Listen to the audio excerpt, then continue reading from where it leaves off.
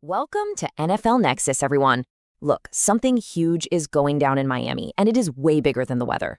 We are talking about a total teardown, a complete philosophical reset that is shaking the very foundation of the Dolphins franchise.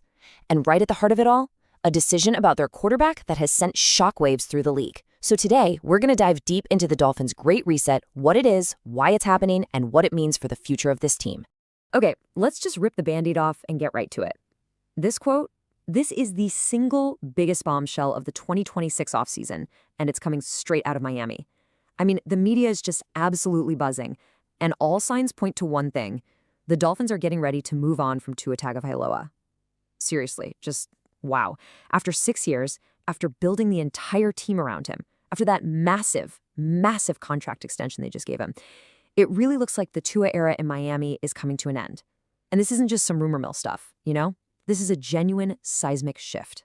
And you have to understand, this is so much more than just swapping out one player. This is a full-on, top-to-bottom philosophical overhaul. We've got a new GM, John Eric Sullivan, a new head coach, Jeff Hafley, and what they're doing is they're basically tearing this whole thing down to the studs. You know what I mean? They're rebuilding it from the absolute ground up in their image, and that kind of rebuild, well, it always starts at the most important position in all of sports. Okay, so the question that's probably on your mind, because it's definitely on mine, is why now, right? Why, after committing years and literally hundreds of millions of dollars, would they just suddenly pull the plug? I mean, what could have possibly happened to make the Dolphins do a complete 180 on a quarterback they've invested so much in?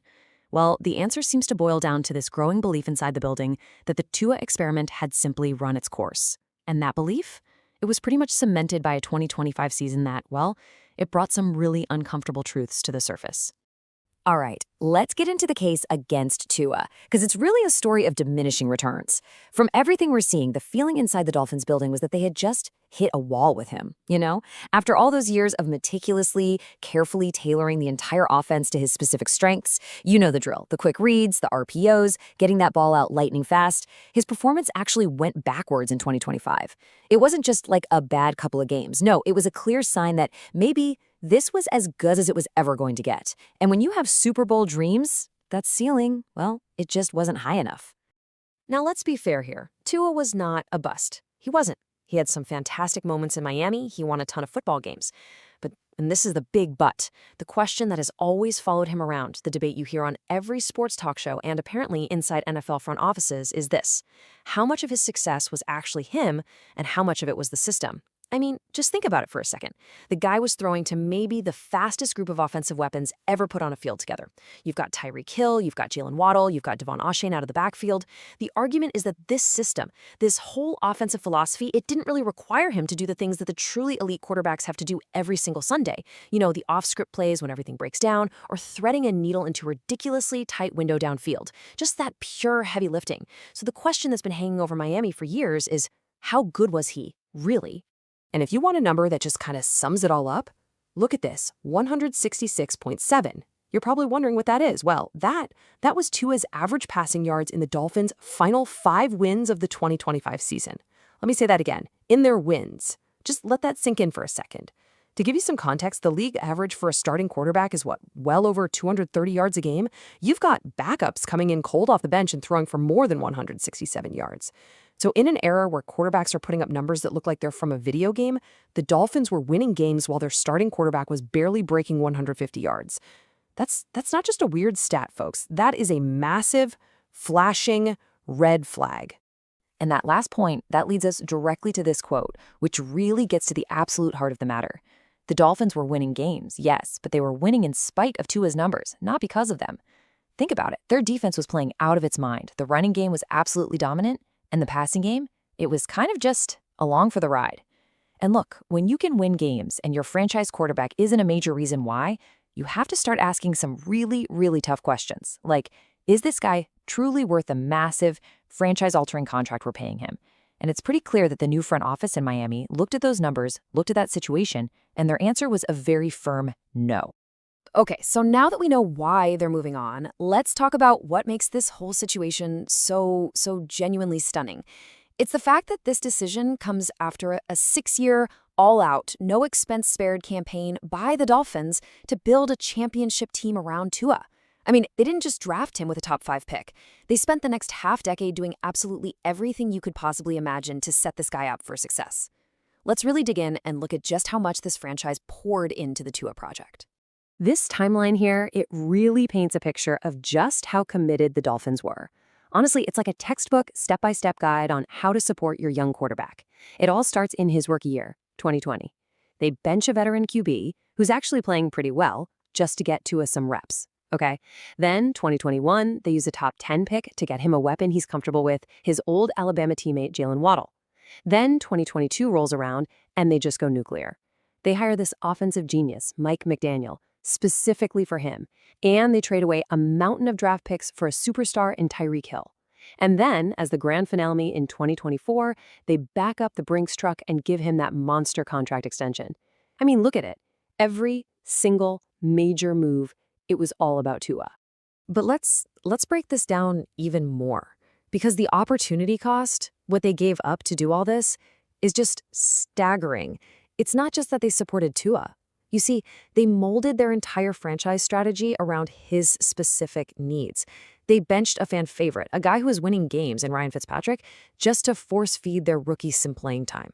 Then, think about this. They passed on a guy who became a future All-Pro tackle, a cornerstone player in Penei Sewell, to instead draft Waddle. They literally hired a head coach whose entire offensive system was seen as a perfect fit for Tua's skills. They traded away a treasure chest of high draft picks for Tyreek Hill, and then, of course, the contract, which hamstrung their salary cap for years to come. For 6 solid years, it was the Tua Tagovailoa show in Miami, and every other player, every other coach, they were just the supporting cast. So, after all of that, after 6 years of pushing every single chip to the middle of the table for Tua, all the draft capital, the coaching hires, the blockbuster trades, the salary cap space, the money, what did the Dolphins actually have to show for it? Well, in 2025, what they saw was a quarterback who was going backward, not forward. The production simply did not justify the immense investment. And that right there is when the new front office knew. They knew they had to make a change. They'd finally reached the end of the road, and it was time for a completely fresh start. And that fresh start, well, it begins with a new coach and a totally different way of thinking about football. All right, so let's talk about the new architecture. It's really out with the old, in with the new. Mike McDaniel and his very specific player-centric, scheme-heavy offense, gone. And in his place, the Dolphins have brought in Jeff Hafley, a coach who has a fundamentally different view of the game. With Hafley, the buzzwords are teaching, development, fundamentals. It's a complete 180, a move away from building your team around one player's unique skill set and a move towards building a resilient, fundamental program. And trust me, that is going to change absolutely everything about how this team operates. So what does that even mean, a new philosophy? Well, Hafley's whole mantra is that coaching is teaching. Let me give you an analogy. The old Dolphins, under McDaniel, they tried to build a very specific, very high-end Italian sports car around one very particular engine, Tua. Jeff Hafley, he wants to build a factory that can produce any kind of vehicle you need, a sports car, a pickup truck, an SUV. He wants a roster full of well-rounded, fundamentally sound players who can execute no matter what the game plan is that week. And that philosophy, that explains why you see so many of his new hires coming from the college ranks. Because in college football, you're not just a coach, you are a teacher. And that is the exact culture he's trying to install in Miami. Another huge pillar of this new staff is just raw experience. There's a really heavy emphasis on proven veteran coaches, especially in the play calling roles. Hafley has clearly made a point to surround himself with guys who have been there, done that at the NFL level. And that makes sense, right? This is not the time for experiments or on-the-job training. When you're hitting the reset button on a franchise, you need stability, you need confidence from the very first day, just to set that new standard. And that is exactly what you see in the guys Hafley picked to lead his units. So let's look at the 3 main play callers, the guys with the headsets on game day. On defense, you've got the head honcho himself, Jeff Hafley. He's an experienced defensive mind, and he's going to be calling the plays himself. That way there's no confusion, his vision gets executed directly.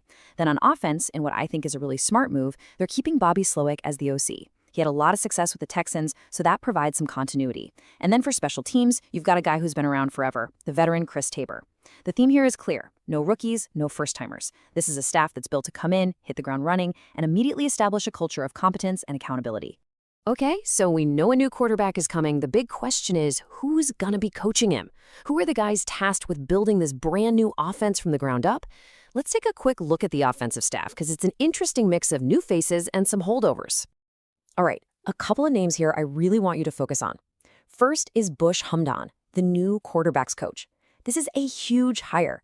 He's the guy who's going to be in the new QB's ear day in, day out, molding him from scratch. Then there's Ron Middleton, the new tight ends coach. This hire, to me, just screams Hafley philosophy. Why?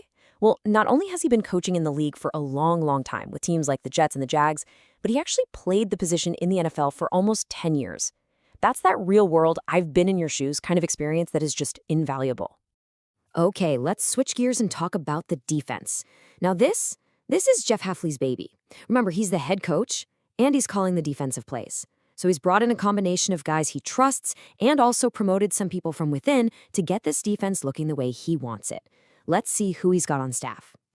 Now, there are a couple of moves here that might seem small, but they tell you a ton about Hafley's philosophy. First up, Joe Barry. He's getting a big new title. He's not just coaching linebackers anymore. He's now the run game coordinator. What does that tell you? It screams that stopping the run is going to be priority number one, a huge point of emphasis. Then you have this other one. Deshaun Sheed is now the nickel specialist. You know, in today's NFL, that nickel cornerback, that fifth DB, he's not a backup. He's a starter. So giving a coach a specific title just for that role, that shows a crazy level of attention to detail about how the modern game is actually played. So here's the defensive leadership team. You see Sean Duggan's name there as the new DC, but let's be crystal clear. This is Jeff Hafley's defense. He's the one calling the shots come Sunday. But the one name here that really jumps out to me is Austin Clark. He's being kept on as the defensive line coach, and that is so smart. In a league where everything, and I mean everything, starts and ends in the trenches, having that stability and that proven track record on your D-line, that is a massive, massive advantage for a new coaching staff trying to find its footing. Okay, so we've covered the why they did it. We've covered the who is in charge now. But what about what's next? With a new coach, a new philosophy, and a new quarterback on the horizon, what does the future actually look like for the Miami Dolphins? Let's zoom out and look at the big picture. And really, this slide sums up the Great Reset perfectly. This is the biggest change of all. You could argue that for the last 6 years, the Dolphins were playing checkers, just moving all their pieces around the board to protect their one king, Tua. Well, now they're playing chess. They're building a system, a culture, a foundation that they believe is going to lead to long-term, sustainable success no matter who is under center. It is a fundamental shift from being player-centric to being system-centric. And make no mistake, it is a massive, massive gamble that they are praying will finally pay off. And this quote says everything you need to know about the new mindset in Miami. This new front office is not going to let the mistakes of the past dictate the decisions of the future. So many teams in this league fall into what's called the sunk cost fallacy. You know, well, we've already spent so much money and so many draft picks on this guy, we have to keep going. This regime is saying no. Just because they've invested a ton of time and an absolute boatload of money in Tua does not mean they're just going to keep throwing good money after bad. They believe a total reset is necessary, and they are not afraid to make the hard, maybe even painful, decisions to get it done. So that's where we stand. The Dolphins are shoving all their chips into the middle of the table. They are betting everything on a new coach, a new system, and a new quarterback to finally get them over that hump. It is an incredibly bold move. It is an incredibly risky move. But the question is it the right move? Will this great reset finally be the thing that leads the Dolphins back to being a consistent contender, a team that can make a deep playoff run? That, my friends, is the billion-dollar question hanging over all of South Florida. So now I want to hear from you. What do you think about all this? What do you think of the Dolphins' great reset? Is this the right call, hitting the eject button on the Tua era? Or is this a massive franchise-altering mistake they're going to regret for years? Drop your thoughts in the comments below. I really want to read what you think. And hey, if you enjoyed this deep dive and want more breakdowns on the biggest stories around the league, do me a favor, hit that like button and make sure you subscribe to NFL Nexus. We've got so much more content like this coming your way. And hey, before you click away, I just want to say thank you for watching. Seriously, we couldn't make these explainers without your support.